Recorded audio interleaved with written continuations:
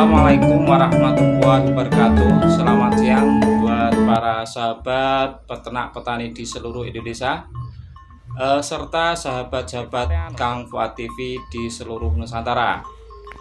Pada siang hari ini pertama Kang Fuad berdoa semoga kita semua tetap dalam lindungan Allah Subhanahu wa Ta'ala. Amin amin ya robbal alamin. Untuk yang kedua, Kang Fuad mengucapkan terima kasih kepada para sahabat yang telah subscribe, like, dan komen. Untuk para sahabat yang belum, apabila video-video Kang Fuad dirasa bermanfaat, monggo segera subscribe, like, dan komen. Bila perlu, share kepada teman-teman dekatnya.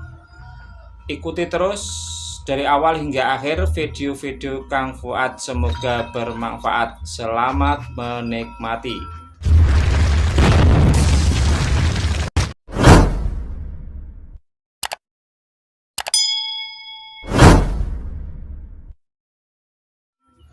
Pada kesempatan kali ini Kang Fuad mau menerangkan tentang yaitu penanganan pedet pasca lahir.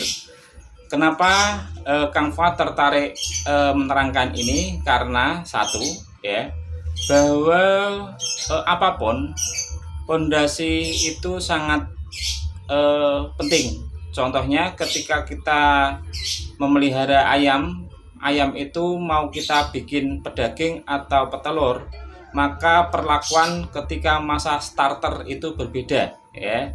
Demikian pula untuk sapi, ya.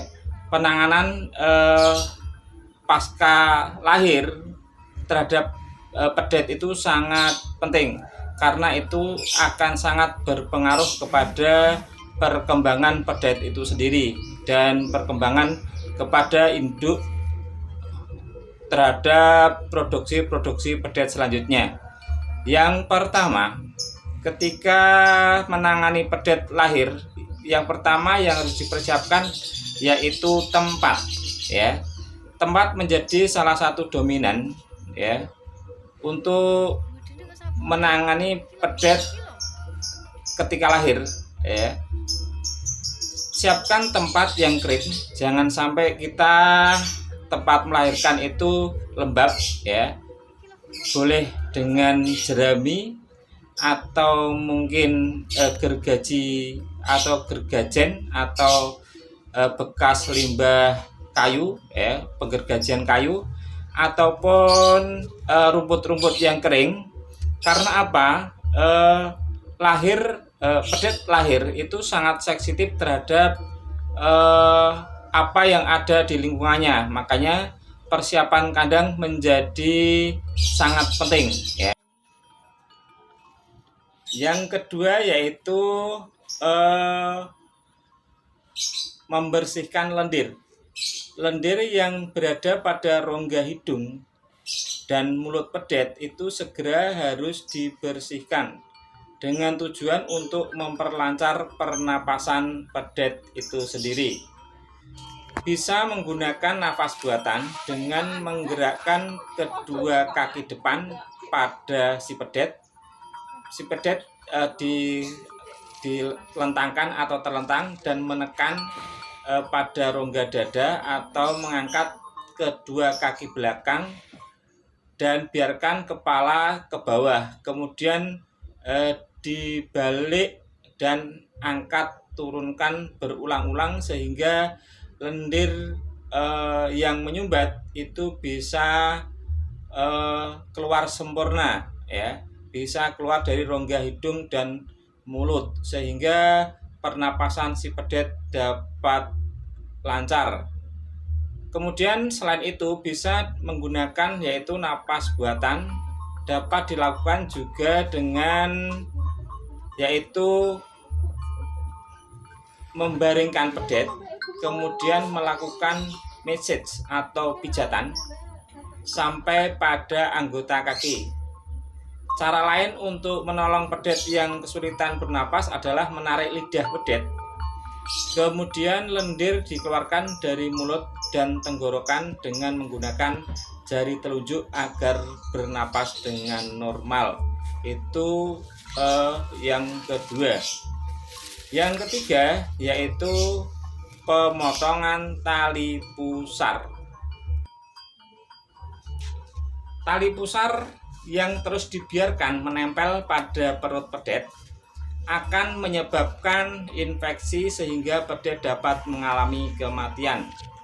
Oleh karena itu, tali pusar hendaknya segera dipotong. Pemotongan tali pusar dilakukan dengan cara menyemprotkan antiseptik pada tali pusar, kemudian tali pusar diikat sepanjang 3-5 cm. Jadi kira-kira 3-5 cm ya. Itu dari perut ya. Itu ditali bisa menggunakan benang wol atau bisa saat ini menggunakan ripet yang dari plastik. Itu kalau kita beli di toko underdeal motor ada ripet ya, itu bisa kencang. Dari pangkal kemudian dipotong kurang lebih 1 cm di bawah ikatan tali tadi. Kemudian disemprot dengan antiseptik. Lagi jika sudah pendek langsung disemprotkan dengan antiseptik. Antiseptik yang bisa digunakan berupa zodium ya. Adapun cara untuk melakukan ini ada 3 cara. Yang pertama yaitu tali pusar dicelupkan pada zodium. Jadi zodium itu ditaruh di tempat wadah yang kecil, kemudian pusar pedet dicelupkan, dimasukkan kepada zodium tersebut. Yang kedua yaitu menyemprotkan. Jadi zodium atau antiseptik yang lain itu dimasukkan dalam semprotan, kemudian disemprotkan pada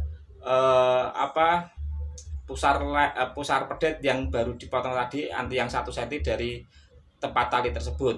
Kemudian yang ketiga dengan cara langsung dari botol betadine atau antiseptik yang lain, itu bisa lewat jarum suntik, kemudian disemprotkan atau disuntikkan ke dalam pusar yang tadi dipotong ya. Kemudian penanganan pasca melahirkan pedet yang keempat yaitu pemberian kolostrum. Pemberian kolostrum bagi seekor pedet yang baru melahirkan itu sangat penting sekali. Jangan dibiarkan bersama sampai induknya selama 24-36 jam untuk tidak diberi kolostrum. Kolostrum itu adalah susu pertama ketika sapi hamil. Susu yang berwarna agak kekuningan itu namanya kolostrum ya. Itu adalah produksi susu awal yang berwarna kuning agak kental ya. Kemudian akan berubah menjadi susu biasa. Bila indukan mengalami radang pada ambing atau penyakit semacamnya, itu pedet harus dicarikan kolostrum ke tempat yang lain, karena kolostrum ini sangat penting bagi pedet setelah lahir, karena di dalam kolostrum itu mengandung zat pelindung antibodi yang dapat menjaga tubuh pedet dari penyakit. Pemberian kolostrum pada pedet selama seminggu setelah lahir itu sangat berpengaruh untuk perkembangan pedet selanjutnya ya. Tetapi sebagaimana yang saya terangkan, apabila induk menderita radang ambing atau disebutnya mastitis ya, atau sebab lain sehingga tidak mengeluarkan kolostrum, maka pedet harus diberikan kolostrum. Maka pedet harus dicarikan kolostrum dari indukan yang lainnya. Pemberian kolostrum pada pedet dilakukan dengan melatih pedet meminum kolostrum menggunakan jari tangan sampai pedet dapat minum sendiri dengan baik. Pedet yang baru lahir diberikan kolostrum sebanyak 3 liter dari pemerahan pertama setelah induk melahirkan. Pemberian kolostrum setengah jam atau paling lambat itu 2 jam setelah pedet lahir ya. Jadi pemberian kolostrum itu tidak boleh lama-lama, yaitu antara setengah jam sampai 2 jam itu si pedet harus benar-benar mendapatkan kolostrum. Karena apa? Kalau di dalam kolostrum itu terdapat antibodi ya. Jadi nanti dengan kolostrum itu pedet akan tumbuh untuk menangkal penyakit-penyakit yang akan menyerang pada tubuh pedet itu sendiri. Itulah demikian penanganan pedet yang baru lahir ya. Mungkin bagi para peternak yang sudah cukup senior itu tidak bermasalah, namun bagi para peternak yang baru pemula kemudian memelihara sapi betina fattening itu pasti mengalami kesulitan.